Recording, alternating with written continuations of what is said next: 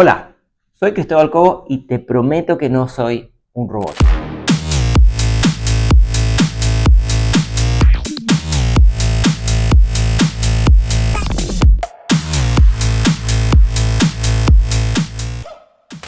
Hablemos del alfabetismo del siglo XXI o de los alfabetismos del siglo XXI. Estos superpoderes, ¿no? Este alfabetismo moderno representa una capacidad para navegar en un mundo donde la información fluye en múltiples formatos, en múltiples plataformas y ciertamente en distintas capas de significado.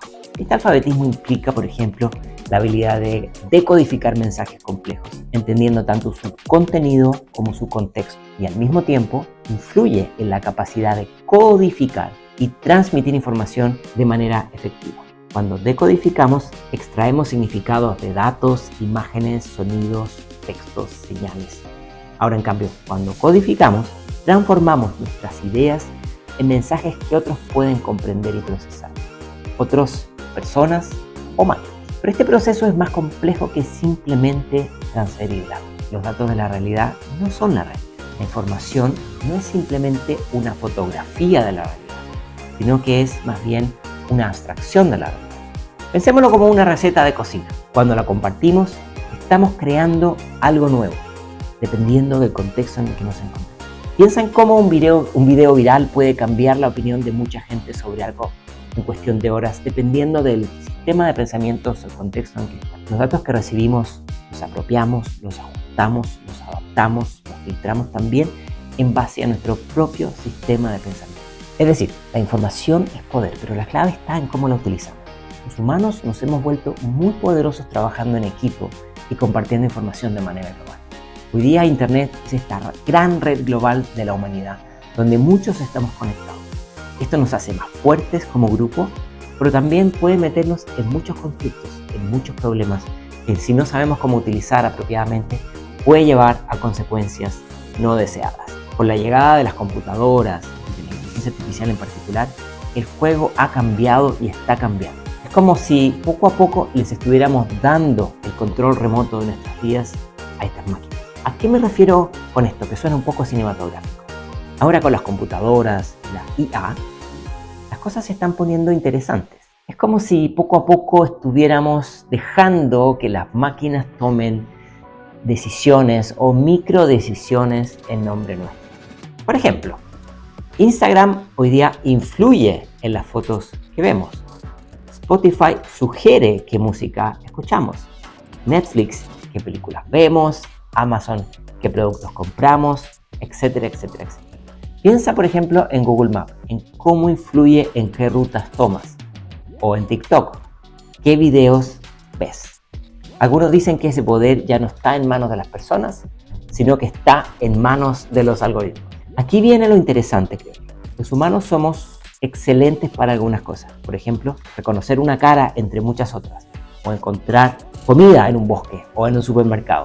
Porque es así como hemos evolucionado durante miles de años. Pero con toda esta nueva tecnología, es como si estos poderes estuvieran perdiendo potencial en base a herramientas tremendamente poderosas que no terminamos de entender. En definitiva, la diversidad de opciones a veces nos empodera y en otros momentos nos debilita o al menos nos confunde. Por ejemplo, para identificar si una información es verdadera o no, hay que tomar algunas pistas. Yo quiero compartir 8 que creo que son bien importantes. Número 1. Una regla es la regla de las 3 fuentes. Si una noticia es importante, debería aparecer en varios lugares confiables y no solamente en el WhatsApp de tu tía. Número 2. Fíjate en la fecha. A veces circulan noticias viejas como si fueran nuevas. Es como si alguien te vendiera pan de ayer diciendo que es pan. Número 3. Busca fuentes originales. Si una noticia o un contenido cita un estudio o una declaración, debería poder llevarte al documento original. Si no te lleva, piénsalo 2 veces. Pista número 4. Usa el sentido común. Si algo suena demasiado increíble o demasiado perfecto para ser verdad, muy probablemente no lo sea. Busca otras fuentes. Pista número 5. Verifica quién lo dice. ¿Es un experto en el tema? ¿Tiene algo que ganar alterando un poquito la realidad? Pista número 6. Cuidado con las emociones fuertes. cuando una información te hace sentir mucha rabia o mucho miedo, tómate un momento antes de compartir. Las noticias falsas pueden jugar con nuestras emociones. Pista número 7. Revisa si hay consenso en temas científicos o técnicos. Fíjate si la mayoría de los expertos está de acuerdo o si solamente la opinión de unos pocos. Última pista, número 8. Analiza el contexto. A veces una información puede ser técnicamente verdadera, pero está presentada o sobre representada de una manera engañosa, sacada de contexto o quizás en alguna medida manipulada. En definitiva, ser alfabetizado en la era digital significa desarrollar un pensamiento crítico agudo, saber leer entre líneas, entender contextos más amplios y ser conscientes de cómo la información moldea nuestra percepción, nuestra lectura de la realidad.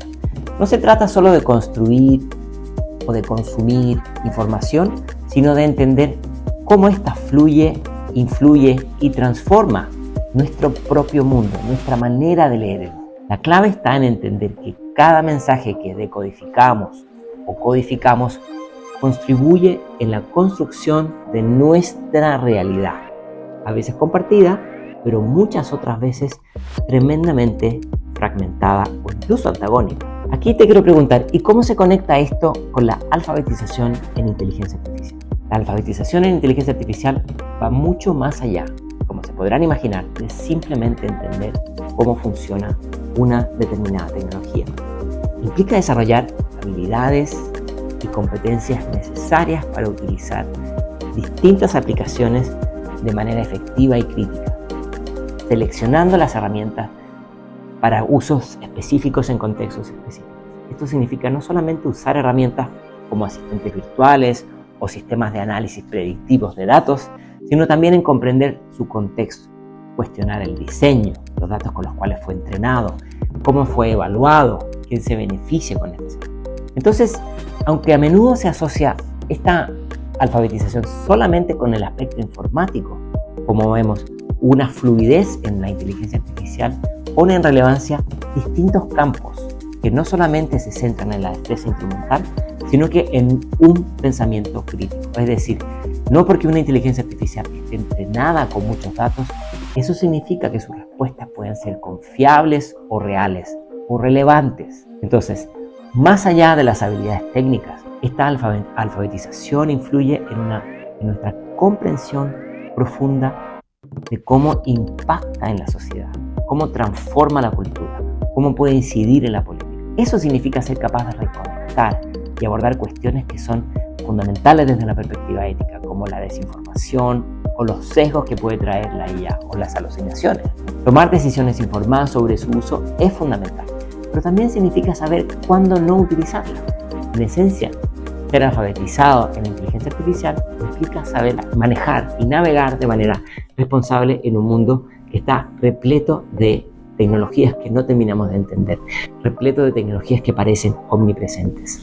Ahora yo quiero escuchar cuál es tu opinión, cuál es tu experiencia, qué piensas al respecto, cómo utilizar, cómo desarrollar estos alfabetismos, cómo aprender de otros que están desarrollando ideas interesantes para filtrar, depurar y maximizar el impacto de estas tecnologías sin olvidar los riesgos éticos y de seguridad de información que tenemos que tener en consideración en todo momento.